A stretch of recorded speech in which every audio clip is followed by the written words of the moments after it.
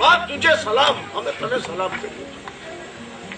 એ પડછંદા જે ઉત્પન્ન થયા છે છેલ્લે 3 જણાના, લાલા લજપતરાય આખા સ્વરાજના આંદોલનની અંદર સૌથી વધુ ગરમા ગરમ ભાષણો જેમણે કર્યા એ લાલા લજપતરાય. આટલા આગ લગાડી દેતા ભાષણો, અંગ્રેજોના જીવ થરથરી દેતા ભાષણો લાલા લજપતરાય જેવા કોઈએ કર્યા. અને એમાં પેલો જનરલ ડાયર જલિયાવાલા બાગની અંદર તોફાન કર્યું, લાલા લજપતરાયને લાકડીઓ પર લાટકીઓ સોન્ડર્સે મારી અને વૃદ્ધાવસ્થામાં લાલા લજપતરાય પડી ગયા અને એમાંથી મૃત્યુ તરફ એમનું ગમન ચાલુ થઈ ગયું અને મરી ગયા. આગ ઝરતી વાણીનો પુંજ એ મરી ગયો. એનો આવેશ ભારતીય પ્રજામાં, યુવાનોમાં આવી ગયો, જે લાભો જરૂરી હતો. આજે મુર્દાલ ભારત છે, આજનું ભારત મુર્દાલ છે, કઈ છે નહીં. ખુરશી પર બેઠેલા માત્ર પૈસા ખાવા માટે જ ખુરશી પર બેઠા છે.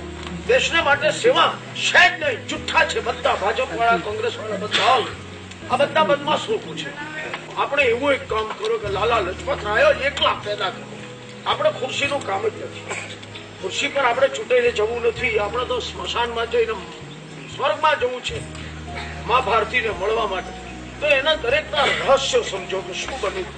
એ લાલા લજપતરાયને માર્યા, ખૂબ માર્યા, લોહી લુહાણ કરી નાખ્યા. એમાંથી આ ભગતસિંહના 3 રાજગુરુને 3 પેદા થયા. અને એ લોકો છેવટે એમણે કઈ કર્યું નહીં, છતાં પણ એમને ફાંસી આપી દીધી. આ બદમાશ અંગ્રેજોએ પેલા કોઈને મારે તો મરાય, મારે જ નહીં કોઈને તો એને ફાંસી કેવી રીતે અપાય, પણ એ બધી બદમાશીઓ કરી. એ બદમાશીમાં ગાંધીજી પણ છોડાયા. એમણે દયા ખાધી અંગ્રેજોની અને આપણા ભગતસિંહને મરવા દીધો. 1 લાખ માણસો સહી સાથે, 1 લાખ કાળા કપડા સાથે જે મકાનમાં એ દિવસે ગાંધીજી ઉતર્યા હતા ત્યાં ગયા કે ભગતસિંહને છોડાવો. ભગતસિંહે ક્યાં કોઈનું ખૂન કર્યું છે? ખાલી એને ચિઠ્ઠીઓ ફેંકી છે, સિવાય કઈ કર્યું નથી પાર્લામેન્ટમાં. અને એને ફાંસીની સજા કેવી રીતે હોય? એ પેલો ગોરો કે ગાંધીજો એમ કે સજામાં મુક્તિ આપો તો અમે આપી દઈએ. આવો પેલો ગોરો કે છો, અમે ગાંધીજી કહેતો મુક્તિ આપી દઈએ. એટલે ગાંધીજીને ગોરાઓને અંદર કઈ નસબંધી હતી, કઈ હતું ખબર નથી પડતી. ગાંધીજીને આપણે મૂલવવા પડશે. પછી મને તમે સાંભળાવો, તમે રાજકારણનું બધું રાજકારણનું બધું સંભળાવો. શું બાબતો બની છે, કેવું ઊંધું વટાયું છે ને કેવી બદમાશીઓ આજ બધા કરી રહ્યા છે. નરેન્દ્ર મોદી જેવા અપવાદને બાજુ પર રાખો, બાકી બધું ખલાસ છે. બધાના સુપડા સાફ છે.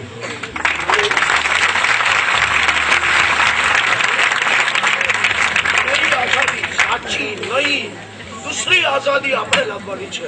આ આઝાદી બોગસ છે, એની પાછળ ભેદભરમ છે.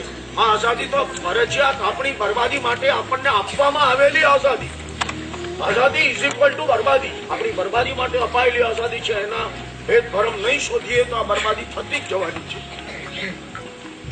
જયારે 3 જણા આવી રહ્યા છે ફાંસીના માંચડે, ત્યારે અંગ્રેજે ઉભો છે નિયમ હતો કે ફાંસી અપાય ત્યારે જજ કોર્ટના જજે ઉભા રહેવું પડે.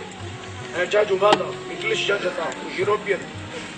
ભગતસિંહ 21 વર્ષનો તરકડો, 21 વર્ષનો, લાજી મરો. આના કરતા આ ઉંમરથી મોટી ઉંમર વાળા તમામ કે જે લોકો રાષ્ટ્ર માટે કઈ કરવા માટે કઈ તૈયાર નથી, બાબલા બેટીઓને રમાડે છે, બૈરીની સાથે ફરે છે. તમારા તાકાત હોવી જોઈએ. ભગતસિંહ જેવી. ભગતસિંહ તો 21 વર્ષનો. ભગતસિંહ પેલા જજને કે જજ સાહેબ બહુ પુણ્યવાન છો, બહુ ભાગ્યશાળી છો, તમે બહુ ભાગ્યશાળી છો જજ સાહેબ. તમને આજે કોઈ પણ જાતના બુરખા વગેરે કશું પહેર્યા વિનાનો ખુલ્લા હાથે ફાંસીના માંચડા ભાડ કરતા ચડી જઈ સ્વયં પોતાની જાતે દોરડો ખેંચીને પોતે જ લગાવી દેનારા તમને આજે જોવા મળશે.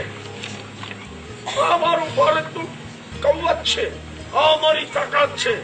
અમે રોતલ રડતું જ નથી કે રડતા રડતા અમે ફાંસીના માંચડે ચડીએ. જજને કહે છે તમારા દેશમાં તમને નહીં જોવા મળે આવા ફાંસીના દ્રશ્યો. અને છેલ્લે લોકો એકબીજા ખાઈ લે છે બરાબર, મીઠાઈ પછી ભેટી લે છે. ખૂબ હશે છે, ખૂબ હશે આનંદમાં, ખૂબ હશે છે મરવાના આનંદમાં. જીવવાનો કોઈ પ્રેમ જ નથી, મરવાનો જ આનંદ છે.